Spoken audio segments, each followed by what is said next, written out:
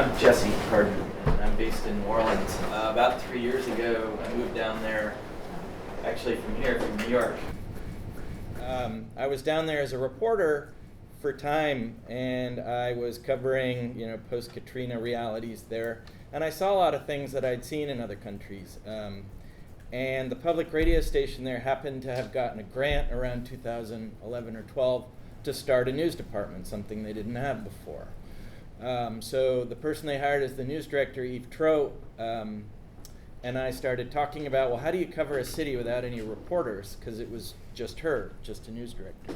So this project kind of came out of that conversation. And basically, what I've been up to the last few years is really focusing on offline strategies, meeting communities in spaces that are familiar to them, tapping into their information flows, not trying to force kind of my paradigm on them, and finding ways to keep that conversation going using some online strategies, which is where I began to partner with Andrew in this platform that he created called GroundSource. One of the strategies I've used that are offline is I put these signs up all over the city with accessible questions, things that anybody could answer. Again, this may not strike you as a news strategy, but who do you love? What's for dinner? Why are you mad? What's missing in New Orleans kind of leads to more newsy responses. Why did you come to New Orleans? Which is a big question. A lot of the population gain in New Orleans since Katrina have been people from places like here and Los Angeles. A lot of folks didn't come back, and that void has been filled by people from other places. So why did you come to New Orleans is kind of an apt question. But this guy saw, who do you love? And he texted in this. So we had inspired him with our sign, and a year later, that sadly ended in getting broken up with. But what was amazing to me was that he felt compelled to tell me this. And the reason he did was he had received a text message from me about the flooding that's going on in New Orleans. He did not answer the flood question I sent him. He told me that he'd been broken up with, which was what he was obsessed with on that day. But over the course of the last year, he's gotten every 2 weeks a news headline from me and some questions. And these are some of the ones he's responded to. Something about a library tax, something about flooding earlier in the spring, something about affordable housing. So it started with who do you love? He was in love, he responded, but it became a news engagement with him, part of a conversation. And I think this is a nice example of what I'm after, which are people who may not be listening to public radio, who may no longer be responding to the Times-Picayune, the local newspaper. But everybody needs dependable information, just like I was experimenting with in other countries. It's true in New Orleans, it's true here in New York, it's true in whatever communities you're working in. And you have to find people in spaces that they occupy, that are comfortable to them. I found this guy on a street corner. So when he texted in, this is the response he got from me. And he's texting a number that leads me to Andrew's platform, which is called GroundSource. Welcome to the Listening Post. We're a community media outlet here in New Orleans. Then I explain we're text message news and questions about important local topics. And I ask a question, what are 3 topics that impact you the most? And I have a running list of how people respond. And those are some of the topics that I try and share with people as they pertain to what's happening in the city. So they see there's a response to what they said, right? I'm listening to them. And then I let them know how they can quit. So I've been doing this text messaging piece for about 2 years, and I've got about 1,200 regular people who are part of that audience, and it's always building. Not a lot of people quit. Maybe every time I send out a text message every couple of weeks, maybe 1 or 2 people quit. One thing that I've noticed that's been exciting is I get very little dialogue like you might see after an online article where it kind of devolves into an argument of some sort. As Tina was saying, it's more of a constructive conversation. And I think the reason is I'm asking people as an individual, as a person, how does this topic impact you? What's your experience to it? And I'm treating this audience like they're experts, which they are, about their experience with a given topic. So there's a respect there. And what you're doing is you're trying to build trust. If you participate in this, I'll keep informing you. And I'm going to show you that I'm listening. So I have a radio segment now with WWNO that's somewhat irregular, but has been every couple of weeks, in which you hear some of the text message responses. So again, it's that feedback of a two-way conversation. I engaged you, you jumped in, I asked you some questions about what's happening in the city, you shared with me your experience to those questions, and then the audience, people who are listening to the radio, heard what you had to say. Now, you may never tune in, you may never hear the radio show, but I don't think that should disqualify you from benefiting from the important reporting that you all are doing. So in getting that text message again, you get a headline, you get a link. I did what's called an information needs assessment when I first arrived in New Orleans, and one of the reasons I wanted to partner with Andrew was everyone had a cell phone. So I asked first. I went to community events, basketball games, farmers markets. I went into the neighborhoods that aren't predisposed to listen to the public radio station. And the last question there was, I'd like to keep in touch with you. Would you share your number? And I'd say 70% of folks did. Now that may be a New Orleans quirk, that people are friendly and willing to do that sort of thing. But everybody had a cell phone. Not everybody goes home to a computer. If you go to the public libraries in New Orleans, they're full, and they're full because people are applying for jobs, creating resumes, learning how to get on Gmail. There's a whole audience there. So not assuming people go home to a computer, but knowing that they have a phone as a way to kind of start the conversation. So our platform, our concept is to meet people where they're at, offline. Go to community events, figure out who are the community leaders in places that you want to connect with, and partnering with them, because inevitably they've spent years building that relationship. And they can benefit from what you're doing, but you really need them. You need them to introduce you, especially in a place like New Orleans. And that's the way to start the relationship. You're not showing up with a microphone. You're not showing up asking something right away, taking something from the community. You're showing up with this idea of how to partner with the community and how it might benefit them a little bit. I'll let Andrew kind of jump in with some of our strategy. So about, 13 years ago, I co-founded something called the Public Insight Network, which I think at its peak was serving about 80 newsrooms. And it was an early kind of attempt at crowdsourcing before social media, before SurveyMonkey, before anything like that, to use email and basic survey forms to collect information from the audience and connect a news organization to the community it serves. And that worked great, and I was totally transformed by that. My whole thinking about journalism changed.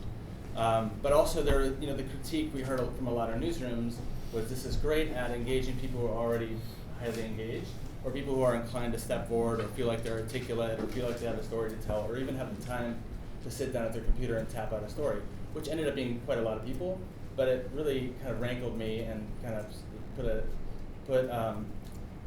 planted the seed of a different kind of platform that would allow for more inclusive or kind of broad-based participation in the community, and something that'd be a lot more low barrier, so it wasn't just people who were listening to public radio saying, I'm a supporter, I'm a member, I've got a story to tell, who kind of ticked all these boxes, but someone who's out there like this guy saying, who do you love? And I've got a phone, I'm going to text into it, and suddenly he finds himself drawn into a conversation about the news.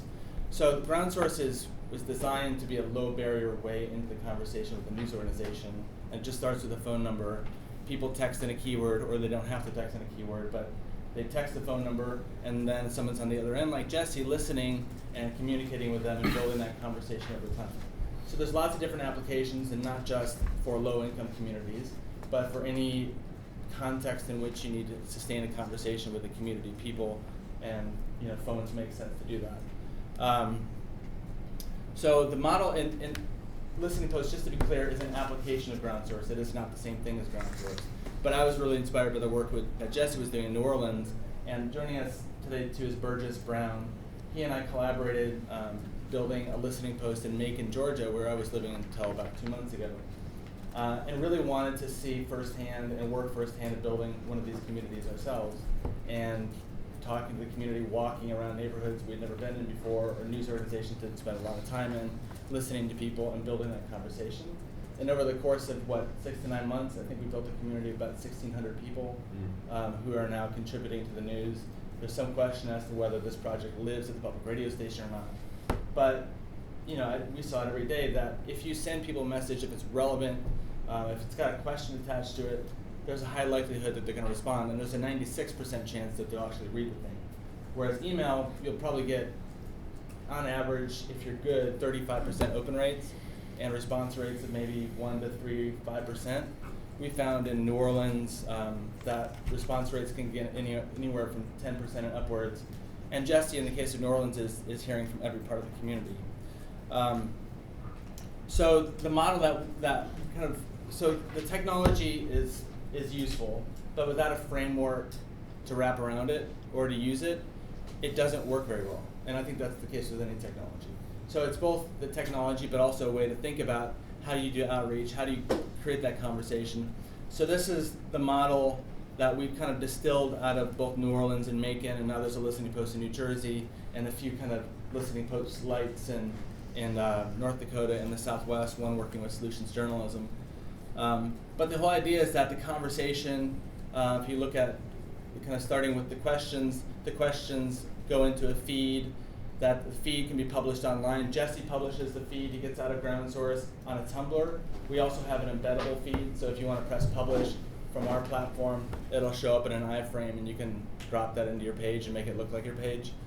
And then that feed feeds the production, so Jesse's calling up people who have responded to these prompts, bringing them into the studio or going out to meet them in the community, producing a segment on the radio, and then linking that segment back to that conversation so those 1,200 people know, hey, not only did you respond, but we listened and we created something, and that something is now out in the world.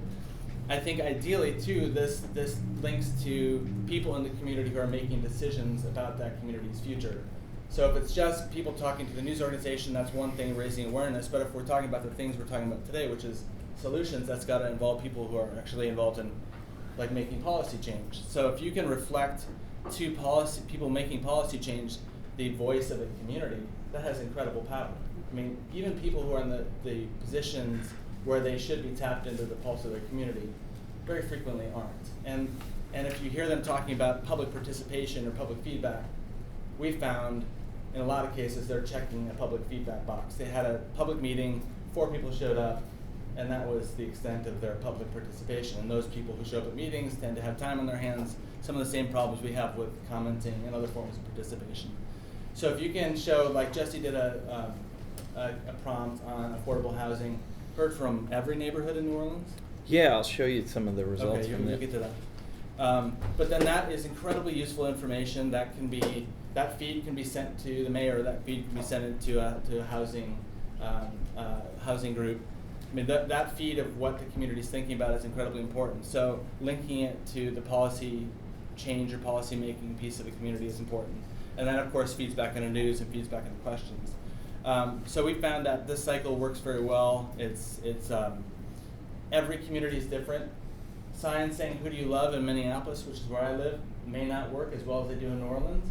So part of it is really understanding how information flows in your community, what people are going to respond to, what topics they're really excited about, or what topics they feel frustrated they don't have a voice as part of, and really tailoring your strategies around that. So every community is going to be different, and the work of outreach isn't necessarily easy, and I don't think it should be. It's about what Jim was saying earlier. It's about spending time in the community, making yourself vulnerable, walking around. And weirdly, even though journalists seem to be doing this all the time, they're not. They're kind of in a transactional mode when they go out to communities. They're out to gather something or collect something, and not to really steep themselves in that community's culture, or to be vulnerable themselves, or even be part of that community. So that's a part of it that technology is never going to solve that. You know, you've got to get out there and you've got to do that hard work. But once you've done that hard work and figured out how to build trust, then the technology becomes very useful at sustaining that conversation over time. We've been working with one reporter in North Dakota who's trying to understand the western part of that state where there was an oil boom and now an oil bust, and how people are doing there. And what we figured out with her is one of the communities where people have, and they're so geographically spread out, is on Facebook. And there are these swap meets that go on Facebook. And as people are leaving or trying to figure out how they're going to stay, there's all these transactions going on, people selling things, people acquiring things. So we've been planting questions in the swap meet space on Facebook. And again, that's a space people are already using, they're already communicating and sharing information. And it's a place to plant the stories that this woman is doing, to let people know that she's interested in what's happening in those communities, and also to get people involved in sharing their stories with her. So it's another good example of, it's really like kind of studying a community and where they're already spending their time. So it might wind up being, like churches is the other place in North Dakota that we're starting to try and work with, knowing that's another place where people spend time based on her research. As Andrew was saying, in New Orleans, I did this affordable housing topic a few months ago, and that's a really big one.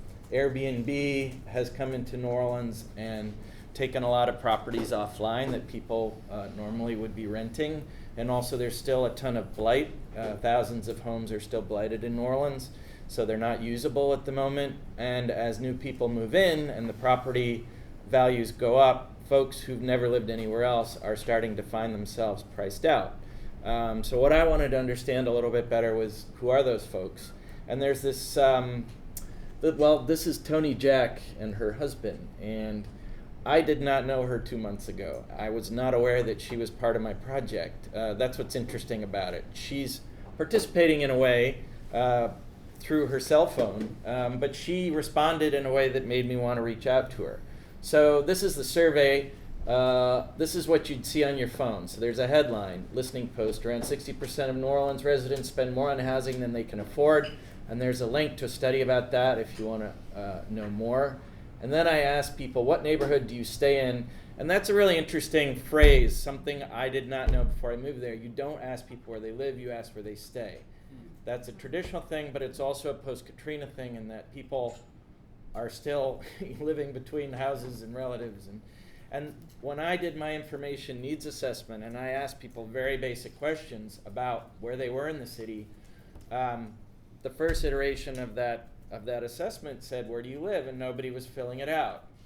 And, I did not know why. So I found out, and then I changed the phrasing of that. So you say, what neighborhood do you stay in, and how long have you been there? So how did you find out? How did you learn that? Somebody read it and was like, no one's going to answer that in the way that you I also learned you don't say you're going grocery shopping, you say making groceries. So there's a lot of local phrasings that you need to understand.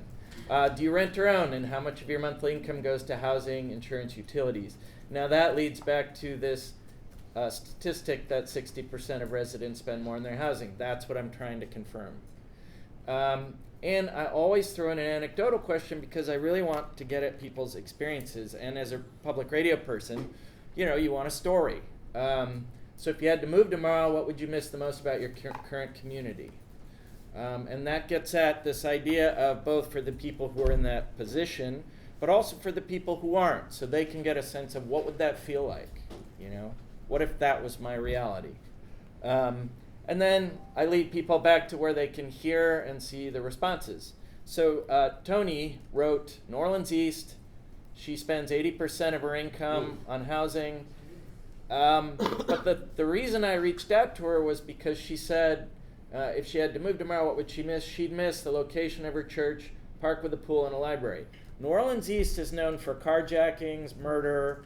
Every violent thing that goes on in New Orleans is usually pegged on New Orleans East. It's a very big neighborhood. It's where a lot of people are getting pushed to. And so the fact that she said her church and her park with a pool really inspired me to reach out to her, because I know those things are there too. And most of the reporting in the city does not reflect that. So that made me want to visit her. So I went to her house. I texted her and I said, hey, could we meet up, and could you elaborate a little bit about what you were saying? So we met at her house on her porch, and I wanted to play a little audio. So it turned out one of my favorite things is when I meet up with somebody, I get to ask them, well, how did you join?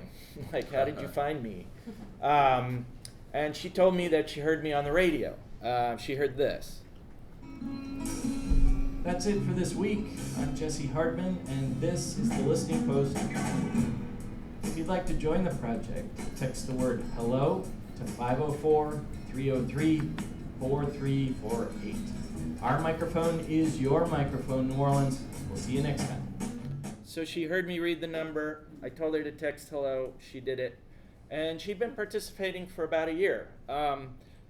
When I interviewed her, one of my favorite things that she said that I put in the radio segment was this. I heard a lady talking, and I turned around, and I said, "Are you from New Orleans?" She said, "Yes." I said, "I'm from New Orleans." I didn't even know the lady, and we were hugging and jumping up and down, and the people were looking at us. We were in a Houston in Walmart, and we were just so excited to see each other.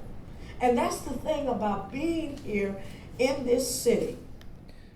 There's a lot in what she's saying there. She was visiting Houston. A lot of New Orleanians are displaced to Houston. She went with her church. These are people who want to move back but now don't think they can because the city's more expensive. So there's a lot of insights in there that only a New Orleanian would get in hearing what she said, but she said a lot. She's sitting on a porch of a house that's termite infested. She told me her entire, Katrina story. Her house had something like 8 feet of water. So I got this really amazing story from her, and then at the very end I said, well, how did you join this project? And also, what do you think about it? So they started sending me these questions, and I would answer questions sometimes, and then when you ask about the interview, I said, well, sure, because I want to participate. I want to be a part of making New Orleans great, and I think this is a great way to do it. So now that I'm connected to her, I've noticed she tends to answer every survey. We met. I've been meaning to follow up with her because she invited me to her church, right? So she becomes kind of a community connector for me in a community, like I said, that's really misunderstood in a lot of ways. So I have this friend now, or in journalistic parlance, a source, right? And I think my relationship to her is a little bit different than if I had just shown up in New Orleans East, again, with my microphone, looking for something, on a deadline, what can you give me? Knocking on doors. She chose me. She heard me on the radio. She texted me. She responded to me. She answered that question. She let me follow up with her. This was all like her inviting me in different ways. And I think she really is kind of a diamond in the rough. That's who we're searching for, right? As Jim was saying, not somebody that we got introduced to through an organization. She is a community member. She's her own person. She's a school teacher. She thinks this is interesting, so she joined. And she also was listening, which not everybody I meet up with heard me on the radio. I met up with a woman for something I was doing about Jazz Fest and culture in New Orleans. She saw one of my signs just walking down the street, and it made her laugh. So now I see that she's participating a lot more. So it's really interesting to you can follow the phone numbers. On this particular question about affordable housing, I think I just hit the right moment where it's on people's mind. I got about 100 responses, which is a lot. And some of them are short, but a lot of them give you kind of the beginnings of stories. And again, I heard from not only every neighborhood, but neighborhoods I didn't know existed, which again, as an outsider, there's a lot of names for things that I'm not as familiar with. So that gives me, another reason to follow up with folks and learn more about that.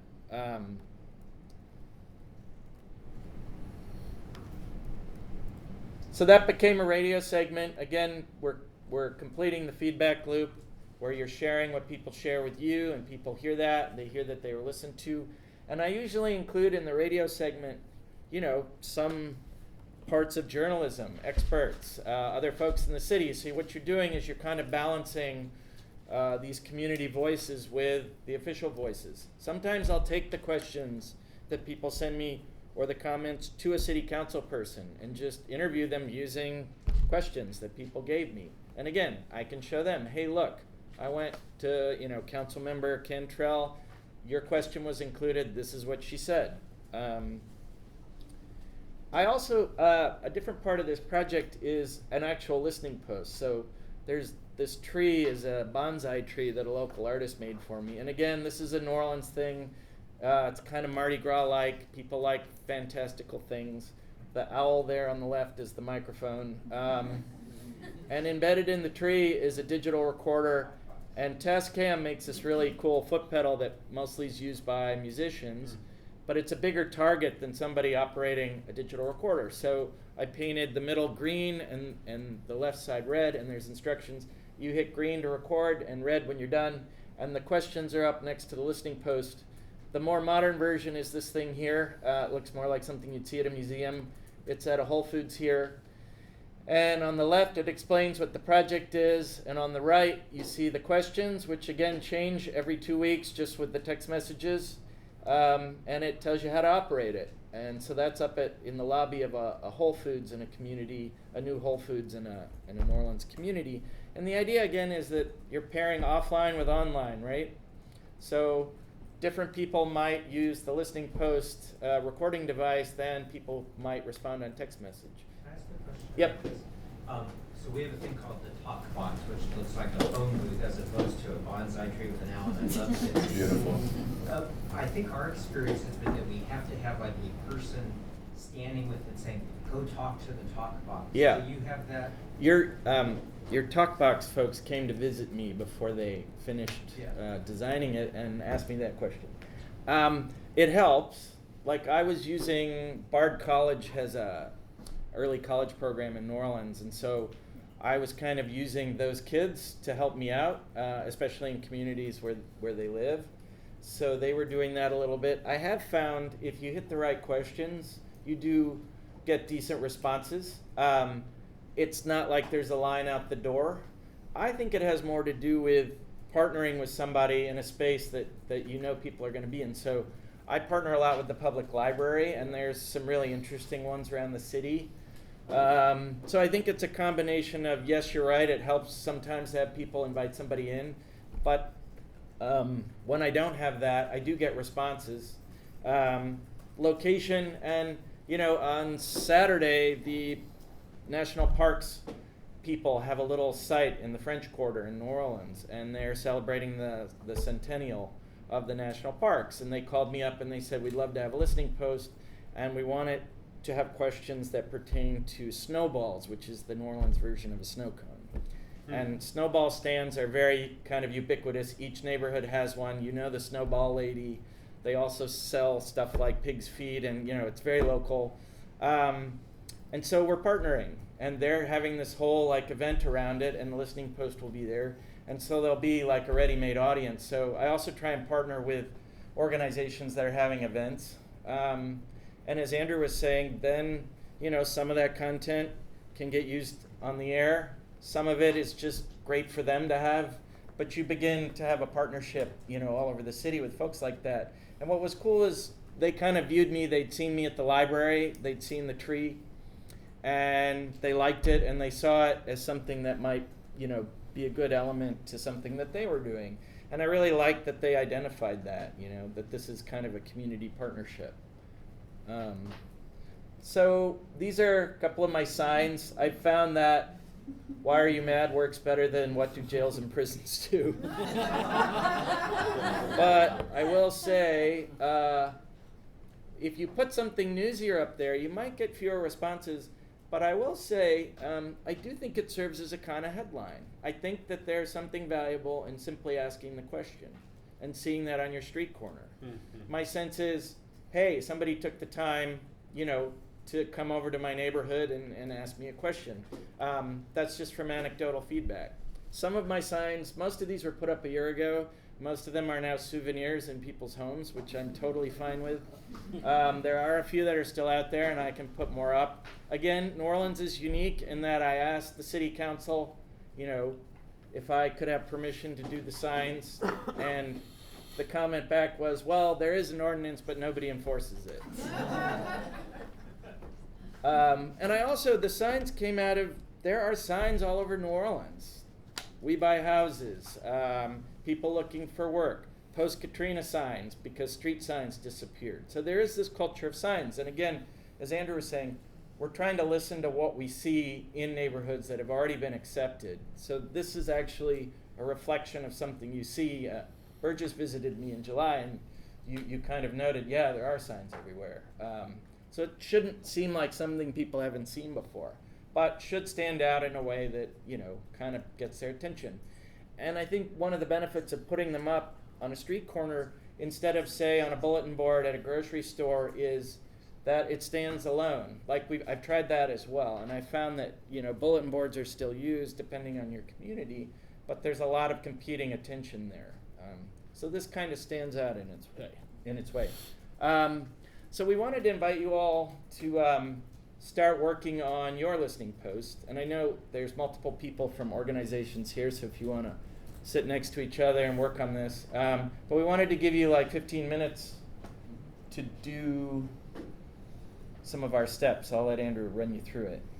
Yeah, so just, if you're sitting next to the person, great. If not, that's fine too.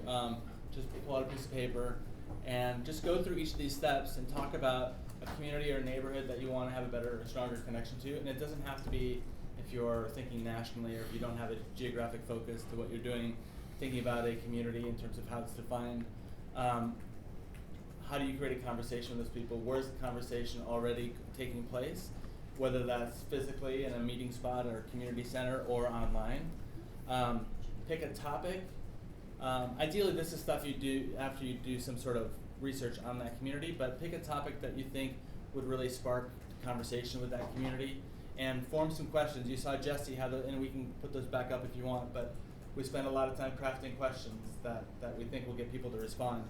And with the questions, you want things, questions that are simple enough that they can answer in seconds potentially, but have some sort of deeper, connection to them. So the affordable housing one, you can ask, I forget what the first question you asked was, but there's simple questions, like we did one on gun control. The very first question was, do you own a gun, yes or no?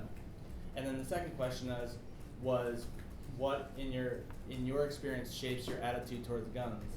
And we got amazing responses. And the first question was yes or no, and now they're into that conversation. So think about easy way into the conversation with a simple question and then some deeper questions, and we can work on those.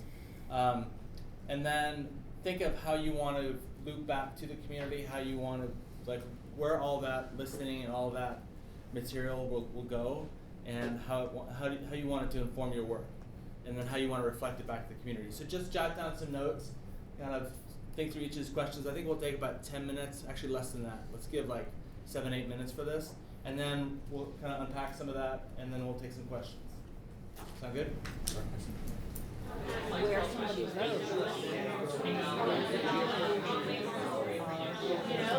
Figuring out. Research and figure out where that community is and how they get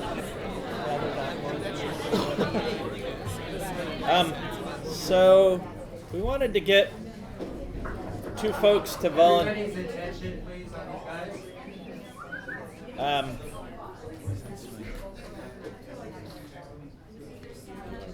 We wanted to get two folks to volunteer to share what they wrote down, and then we're going to kind of show you how the platform works quickly. So, anybody want to share their listening post? So we're from WHOY in Philadelphia, and we've done some reporting on a neighborhood called Sharswood.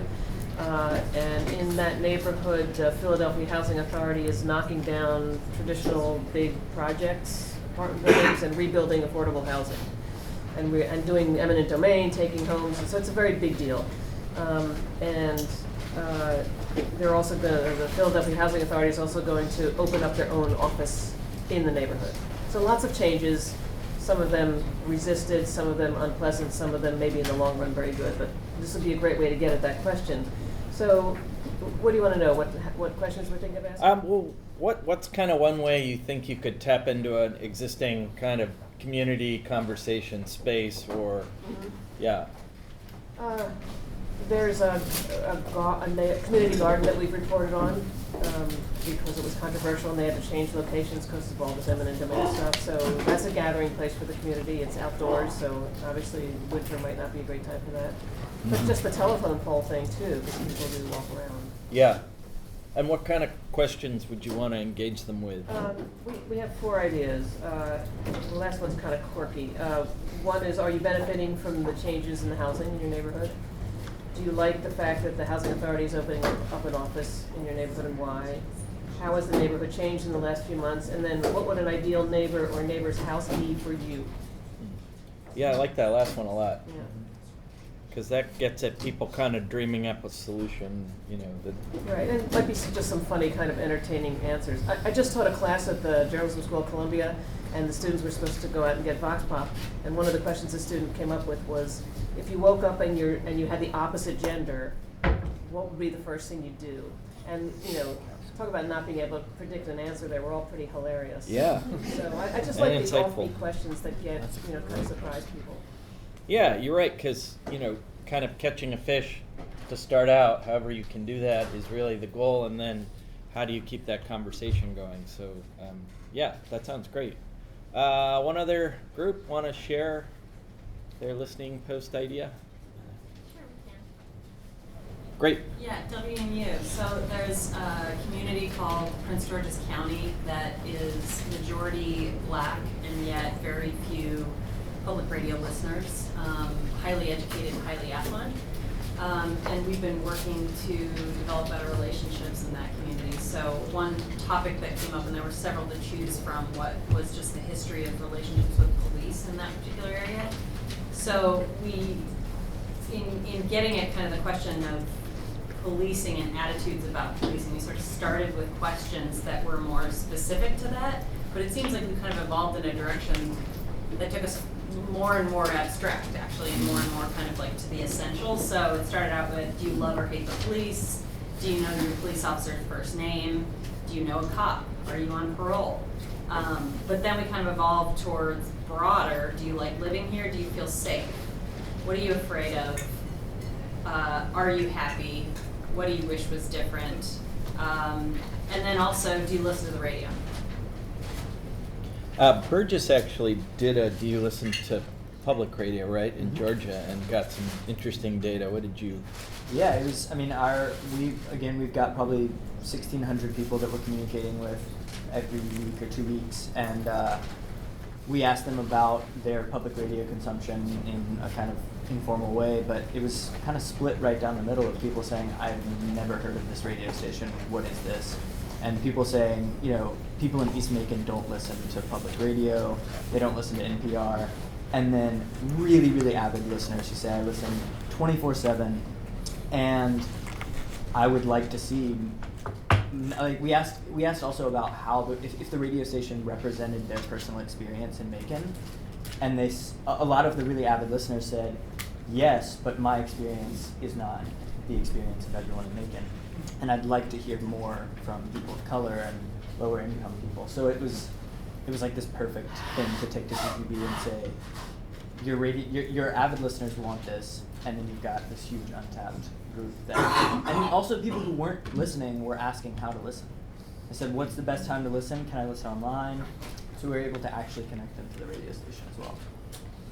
I like the What Are You Afraid Of a lot. I think that's like super accessible, and you might get something kind of that you're looking to get, you know, about a certain neighborhood or safety in the city, but you also might get some things that you could have never dreamed up in a million years. So it's kind of planning for both of those possibilities.